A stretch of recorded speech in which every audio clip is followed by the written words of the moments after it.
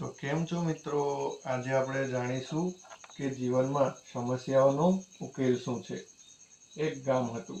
ગામમાં એક વ્યક્તિ રહેતો હતો અને એને લાગતું હતું કે તે હંમેશા કોઈના કોઈ મુશ્કેલીઓથી ઘેરાયેલો હોય છે અને એને લાગતું હતું કે એક મુશ્કેલી દૂર થાય છે અને તરત બીજી મુશ્કેલી આવી જાય છે.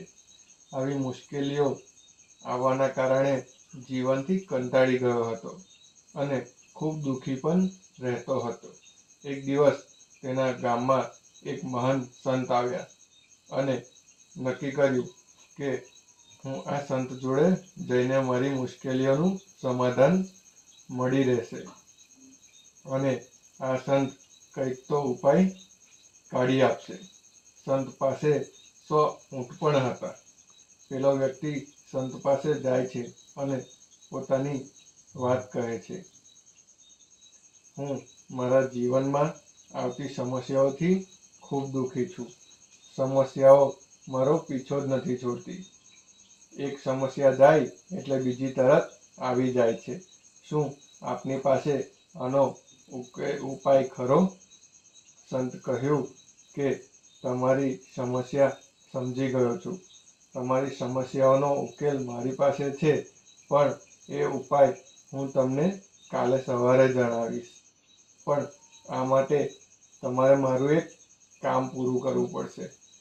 ઉપાય મળશે એ વાતની ખુશી સાથે તે સંતની વાત માની ગયો. સંતે કહ્યું, જો મારી પાસે 100 ઊંટ છે, મારે કાલે આ ઊંટ આગળના ગામમાં એક વ્યક્તિને પહોંચાડવાના છે. આજે આખી રાત આ ઊંટો અને હું અહીં જ રહેવાનો છે. તમારે આખી રાત આ મારા 100 ઊંટોનું ધ્યાન રાખવાનું છે અને ધ્યાન ખાલી એટલું જ રાખવાનું છે કે 100 ઊંટ એક સાથે બેસી જાય પછી તમારે સૂવાનું. ત્યાં સુધી તમારે સૂવાનું નથી. આટલું કહીને સંત તો ત્યાં જ નિવાસસ્થાને જતા રહ્યા. પેલો વ્યક્તિ ઊંટોનું ધ્યાન રાખવા લાગ્યો અને બધા ઊંટ બેસી જાય એની રાહ જોવા લાગ્યો. રાત પસાર થઈ ગઈ એટલે સંત બીજા દિવસે સવારે સંત પેલા વ્યક્તિ પાસે આવ્યા અને કહ્યું કે રાત્રે ઊંઘ તો બરાબર આવીને? આ સાંભળીને પેલો વ્યક્તિ બોલ્યો, આખી રાત સૂતો જ નથી મેં અને અનેક પ્રયત્નો કર્યા, પરંતુ બધા જ ઊંટ એકસાથે બેસી જાય પણ મારા બધા પ્રયાસ નિષ્ફળ રહ્યા. કેટલાક ઊંટ એની સાથે જ બેસે તો કેટલા ઊંટ ઊભા રહે. આવું કરતાં કરતાં તો મારી સવાર નીકળી ગઈ. મેં બહુ પ્રયાસો કર્યા પણ ઊંટ એકી સાથે બધા ન બેસી શકે. સંત કહે છે, તમારી સમસ્યાઓનો આ જ સમાધાન છે. તમારી સમસ્યાઓનો ઉકેલ આમાં જ છે. જીવનમાં આવતી સમસ્યાઓ પણ આવી જ હોય છે. કેટલી સમસ્યાઓ જાતે જ દૂર થઈ જાય છે, તો કેટલીક સમસ્યાઓ પ્રયત્નો કરવાથી પણ દૂર થાય છે અને કેટલીક સમસ્યાઓ પ્રયત્નો કરવા છતાં પણ દૂર નથી થતી.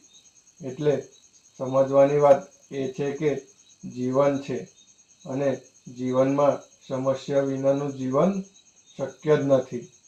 સમસ્યાઓનો સમય પર છોડી દેવી જોઈએ. સમસ્યાઓ તેમની જાતે જ દૂર થઈ જશે. સમસ્યા ક્યારેય પૂરી થવાની નથી. એક જશે અને બીજી સમસ્યા આવી જશે. પણ આપણે આપણા મન પર કાબૂ રાખીને ખુશ રહેતા શીખી લેવાનું બસ. તો મિત્રો, તમને મારા વિડીયો ગમતા હોય તો આવા વિડીયો જોવા માટે મારી ચેનલને સબસ્ક્રાઈબ કરો અને મારા વિડીયોને લાઈક કરો. આભાર.